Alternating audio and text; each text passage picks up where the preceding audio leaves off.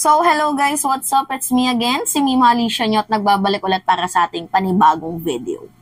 Alam nyo guys, grabe yung initial reaction ko nung nakita ko, again, panibagong content ni Harry Roque na kung saan binanatan niya, tinira na naman niya po ulit itong si President Marcos. Despite po guys na pinagmukha siyang sinungaling, diba? Pinagmukha siyang tanga, pinagmukha siyang hindi reliable, abogado pa man din, diba? Ng kampo ni former President Rodrigo Roa Duterte.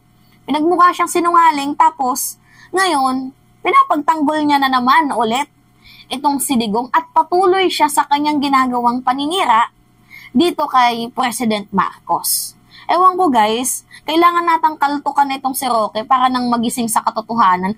Hindi pa din talaga siya guys natatauhan. Now, meron siyang content. Sabi niya, bakit daw naging horrified itong si President Marcos? Eh hindi niya naman alam kung ano yung napagkasunduan sa gentleman's agreement. FYI po, former spokesperson Harry Roque, ang initial reaction po ni President Marcos nung narinig niya galing sa iyo mismo, yung secret deal, diba? Gentleman's agreement na kung sumusunod lang sana tayo, diba? Kung sumusunod lang sana tayo sa China na hindi tayo magdadala ng mga large-scale material to reinforce the BRP Sierra Madre, hindi sana tayo iwa-water cannon. Yung naging initial reaction dyan ng ating presidente, na-horrified siya. Nagulat, na bahala, natakot. Kasi bakit naman ganyan yung napagkasunduan? Kasi galing na mismo yan sa bunganga ninyo at galing na mismo yan sa China. So initial reaction po guys ng presidente, yung ma-horrified siya. Tapos sasabihin nyo, walang alam si President Marcos sa nangyaring gentleman's agreement. Paano naging walang alam? Eh kayo na mismo yung nagsiwalat. Tapos guys, ang galing ng transition nila. From West Philippine Sea, papunta dito sa inflation. Kasi guys, kung matatandaan nyo dati, diba? Ang issue dito is gustong magkagera ni President Marcos. Ang issue dito is gustong mag-martial law ni President Marcos. Hindi umeffect. Kasi ang nangyari guys, mas lalong na down itong si Digong. Imbis na ma-down nila si President Marcos, kasi diba ganito yung sabi ni Roque. Kung nakikinig lang sana kayo sa sinasabi ng China sa gentleman's agreement ng nakaraang administrasyon, hindi sana tayo wina-water cannon, dine-dangerous maneuver, kasalanan nyo yan. Kasi gustong i-trigger ni President Marcos itong China, gustong para mag-annex ang China, tapos humingi tayo ng tulong sa USA, sa mga puti. Yan yung pinapalabas ni Roque. Eh ngayon, nakitaan ng butas na parang sinasabi niya na totoo nga yung gentleman's agreement na yan. So, lumaki yung issue sa gentleman's agreement, nakalimutan yung issue ng gusto daw mag-martial law ni President Marcos, gusto daw magtatag ng diba, na kung ano-ano pa. Nakalimutan yung issue na yan. Tapos ngayon, from West Philippine Sea issue, nag-jump sa 20 pesos na bigas. Etong si Harry Roque. Ang galing. Ang galing. Ngayon, panoodin nyo tong video.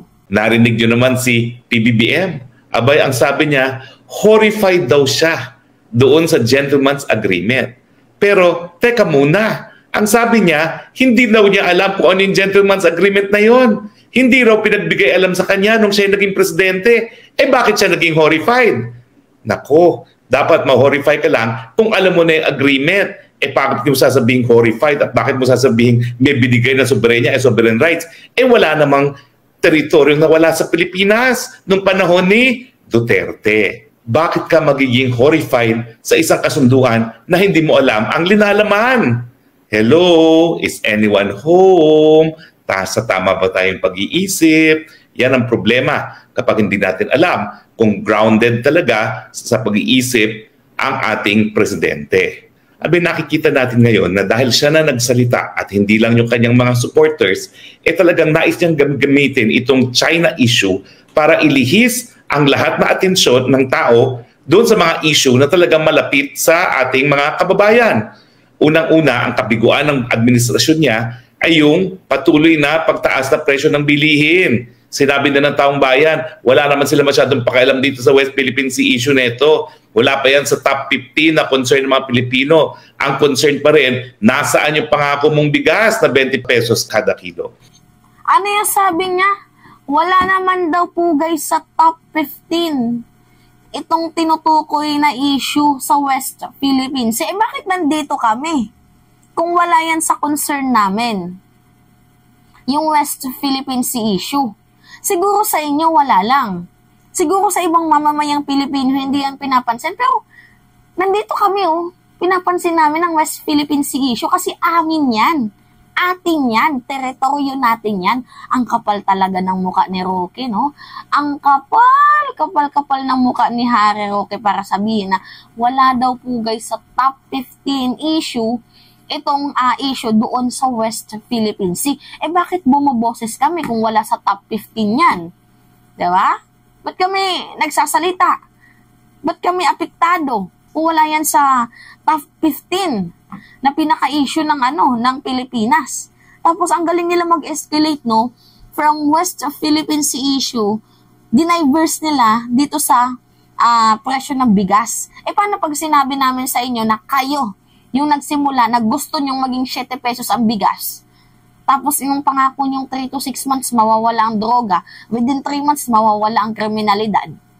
Diba? Kayo tong palpak. Tapos ngayon, ini-insist nyo sa ating presidente. Tapos guys, the way na magsalita siya kanina, na bakit naman daw na-horrified dito si President Marcos, hindi niya naman daw alam yung napagkasunduan. Paano malalaman? Hindi nyo nga sinabi. Paano malalaman ng Pangulo ang naging kasunduan? Secret deal nga. Gentleman's agreement nga. Na-horrified siya, na bahala siya kasi nanggaling na din mismo yan sa bibig mo na we would not bring any large-scale materials to reinforce the BRP Sierra Madre. Na kung sumusunod lang sana tayo sa sinabi ng China, hindi sana tayo gigirahin. Gigirahin, I mean, hindi sana tayo iwa-water cannon. Diba? Tapos ngayon magtataka kayo kung bakit ganyan yung initial reaction ng ating presidente. Kahit nga din ako guys, ganyan yung naging initial reaction ko nung una ko yung nalaman. Nakakabahala. Nakakaputragis. Diba? Mantakin mo, sarili nating bayan, ipinagkakanununin nyo, ngayon na nagkakaalaman, kanya-kanya kayong linis ng mga kahudasan ninyo. How dare you? Diba? Anyway, pansin nyo, itong si Roque, sinakripisyo niya na ang kanyang dignidad. Nilalahit na nga ang kanyang pagkatao, hindi na nga ito nanalo bilang senador. Tapos ngayon guys, ewan ko dito. Nang dahil yan sa mga Duterte, sinakripisyo niya ang kanyang pagkatao. Kumbaga parang hindi na siya nagiging aktong abogado. Parang wala na bang pinag-aralan kasi parang nagmamarites na lang itong si Harry Roque. And then, ngayon, magtatanggol mo pa si Digong na pinagmukha kang sinungaling. Maawa ka naman Roque sa sarili mo. Nagmumukha ka na ngang tanga Diba? Maawa ka naman sa sarili mo, butanding. Diba? Hindi yan pang-unang beses, pangalawang beses nila pinagmukha ka nilang sinungaling at pinagmukha ka nilang tanga, pinagtutulungan ka nila. Gising, Roque, gising. Gising. So, yun po guys, tinira itong si President Marcos. Tapos sasabihin niya na wala naman daw po sa top 15 issue itong issue sa West Philippine Sea. Bakit pala tayo ba't pa tayo nagko-content? Ba't ako nagsasalita? Ba't tayo naapektuhan kung wala naman pala sa top 15 issue yung issue sa soberanya ng bansang Pilipinas? Oo guys, problema ang inflation. Problema po yan guys. Ginagawa naman po ng solusyon ng ating presidente yung pagtaas ng inflation na yan.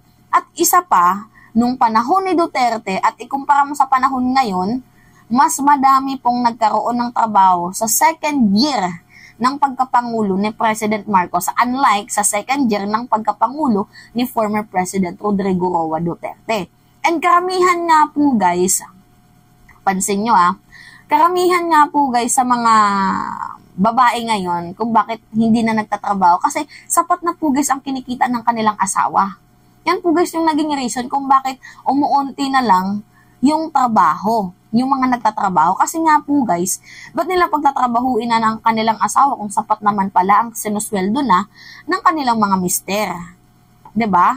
Nagigets nyo ba ako guys? Madami na pong mga mag-asawa na pinahinto ang pagtatrabaho ang kanilang misis kasi sapat naman po ang sinusweldo ng kanilang mga asawa. Pero nung panahon ni Digong, kayod kalabaw yung mag-asawa.